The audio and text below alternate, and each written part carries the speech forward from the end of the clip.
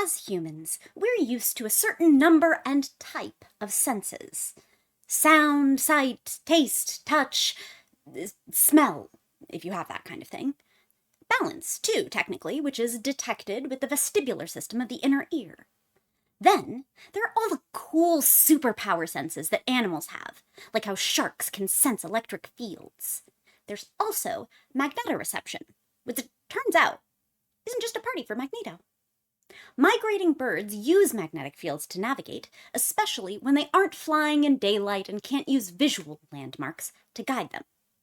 And homing pigeons, the subject of today's story in the journal Science, do the same.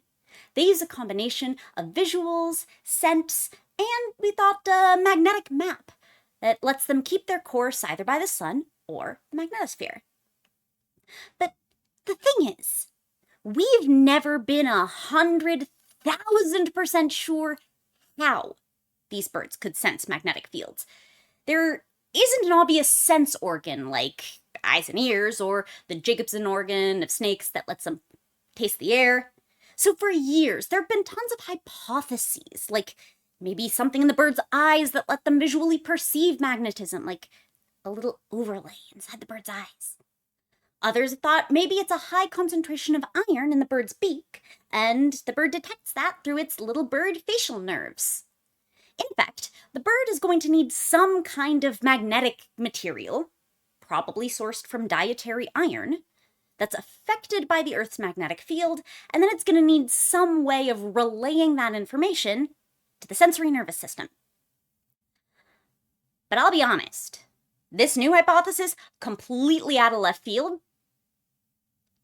and I kind of love it. So, the scientists themselves have a solid thought process, so before I tell you, let's retrace their steps. First, let's remember that the pigeon's going to actually have to have some kind of tissue with magnetic properties so that it can detect magnetic fields in the first place. Humans have already done such a thing for themselves. Some people have had little magnets implanted in their fingertip. Though the magnet's not terribly strong, the wonders of neuroplasticity means that the brain's sensory processing is able to make sense of the information coming from the fingertip with the magnetic material in the tissue. People who do this actually sense magnetic fields this way. It is super not recommended, though. Fingers are delicate things. Don't mess with them if you don't have to. But our researchers decided to see what tissue in a pigeon had magnetic properties, looking at a bunch of organs of the most likely, using a vibrating simple magnetometer, specifically the liver, spleen, muscles, and the inner and outer beak. Why these? Well, the beak fits with that earlier hypothesis we talked about. Muscles tend to have a fair amount of iron, so we can understand why those might have been a good candidate. But why might an animal have a magnetic spleen? Well, it actually goes back to the red blood cell, the most numerous cell in the human body. It's the transport system of the bloodstream, famously carrying oxygen, and red blood cells do that oxygen transport with the help of hemoglobin, which, it turns out, is an iron-containing protein. Okay, that explains red blood cells, but how does the spleen get involved? Well, in humans, for instance, red blood cells have about a 2-month lifespan. Our supply of red blood cells is continually replenished by the bone marrow. And if it's not continually replenished, that's called anemia. But after those 2 months, what happens to the body of that retired red blood cell? That's where the spleen comes in. When a red blood cell has reached the end of its life, the spleen is the organ in charge of picking up and disposing of that old red blood cell. Pick up enough of those cells, and you've also picked up a fair amount of the iron along with them. According to previous studies from these same researchers 11 years ago, human spleens are actually superparamagnetic, a type of magnetism that occurs when you have tiny ferromagnetic or ferrimagnetic nanoparticles. And I'll pause here and acknowledge 2 things. No. We don't have magnet sense in our spleens. I'm disappointed too. But 2, why were these researchers previously trying to detect spleen magnetism? it turns out it's mostly for lab technical reasons. Sometimes in labs we use magnets attached to antibodies, and it turns out when you do that in the mouse or human spleen, sometimes you can get macrophages attached to that magnet when you didn't mean to. Remember, macrophages are the white blood cells that solve problems by eating the problem, like a little immune system Pac-Man. So the spleen macrophages eat the aged out red blood cells, which gives the macrophages this super paramagnetic behavior. So that's humans and mice and macrophages in the spleen. But of macrophages who are full-time residents of an organ in the body, only a small fraction of them live in the spleen. In humans and mice, 80 to 90% of the macrophages that live in an organ live in the liver. In fact, when the spleen is out of commission, the liver tends to be the organ that takes over with the whole red blood cell cleanup task. So in this most recent article now, our scientists found themselves measuring the magnetic properties of bird liver. Life comes at you fast, huh? And lo and behold, pigeon liver has super paramagnetic properties, especially in the macrophages. And these pigeon livers also have something that our spleens tragically apparently don't. Nerve fibers in the liver that are right near where these macrophages tend to hang out. Going back to our example of the magnet at the fingertip, it's not enough to only have the magnetic material there.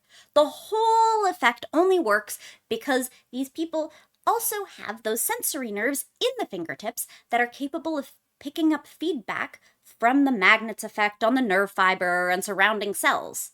And so, those fingertip sensory nerves are the detector in that system, picking up and relaying the signal to the brain.